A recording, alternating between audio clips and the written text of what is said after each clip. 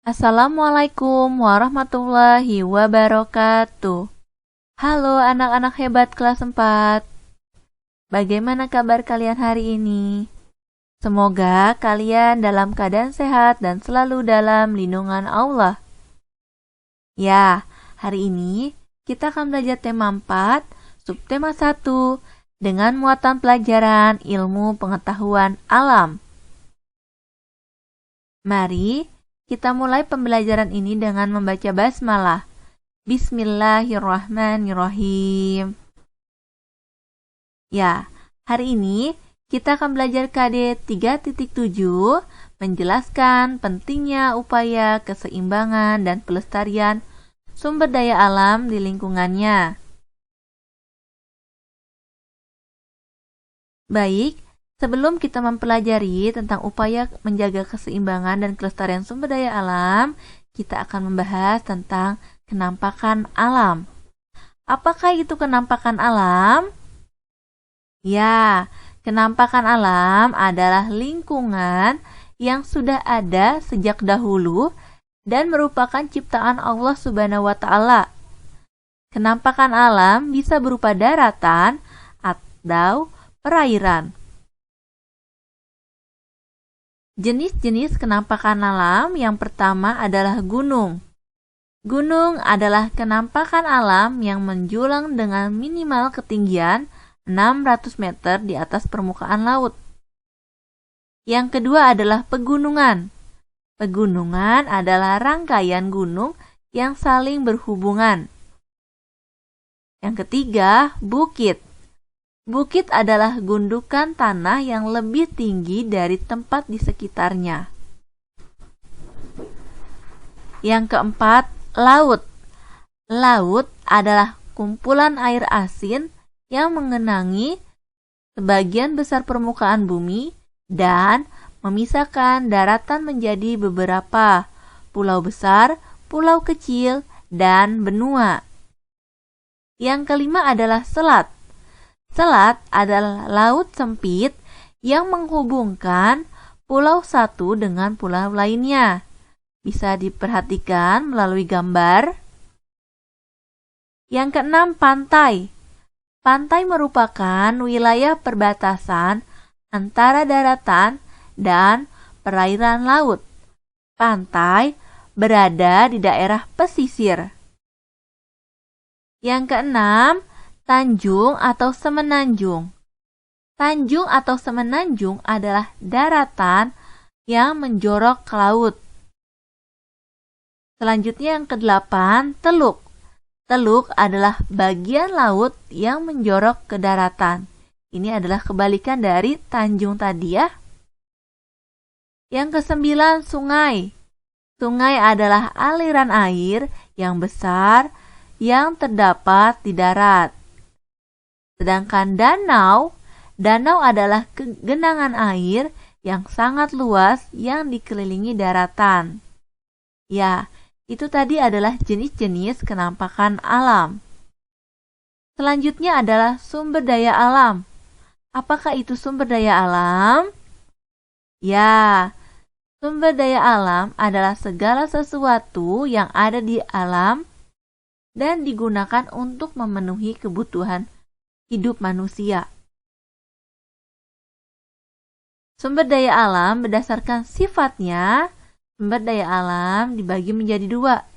Yang pertama adalah sumber daya alam yang dapat diperbarui dan sumber daya alam yang tidak dapat diperbarui. Sumber daya alam yang dapat diperbarui adalah kekayaan alam yang dapat dimanfaatkan terus-menerus karena tersedia kembali. Sedangkan sumber daya alam yang tidak dapat diperbarui adalah sumber daya alam yang dapat habis. Contoh sumber daya alam yang dapat diperbarui. Nah, ini contohnya yang pertama adalah tanah, yang kedua hutan, yang ketiga hewan, yang keempat air, dan yang kelima tumbuhan. Selanjutnya adalah contoh sumber daya alam yang tidak dapat diperbarui. Yang pertama ada emas, yang kedua minyak bumi, yang ketiga gas alam, yang keempat besi, dan yang kelima batu bara. Ini adalah contoh-contoh sumber daya alam yang dapat diperbarui dan tidak dapat diperbarui. Mengapa menjaga keseimbangan alam dan kelestarian sumber daya alam itu penting?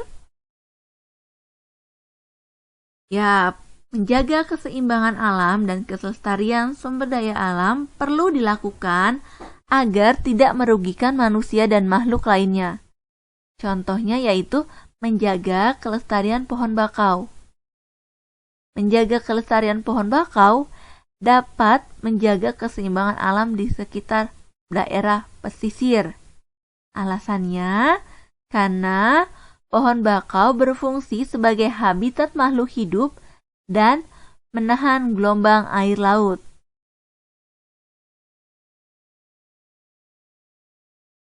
Ya, gelombang laut yang terus-menerus menerjang tebing tanah akan mengikis tebing tersebut, atau biasa kita sebut dengan abrasi. Selanjutnya adalah usaha yang dapat dilakukan untuk melestarikan sumber daya alam. Yang pertama, penanaman kembali hutan yang gundul atau reboisasi. Yang kedua, membuat tambak ikan dan udang di aliran sungai. Yang ketiga adalah meningkatkan penggunaan sumber daya alam tidak terbatas seperti matahari, angin, dan air. Selanjutnya, pentingnya menjaga keseimbangan dan kelestarian sumber daya alam.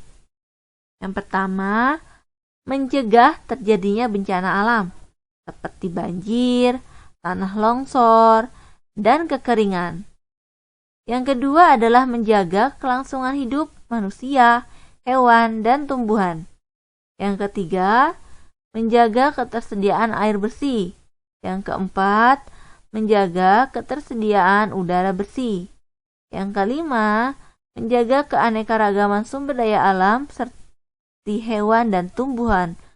6. Menjaga ketersediaan sumber daya alam agar dapat terus dimanfaatkan.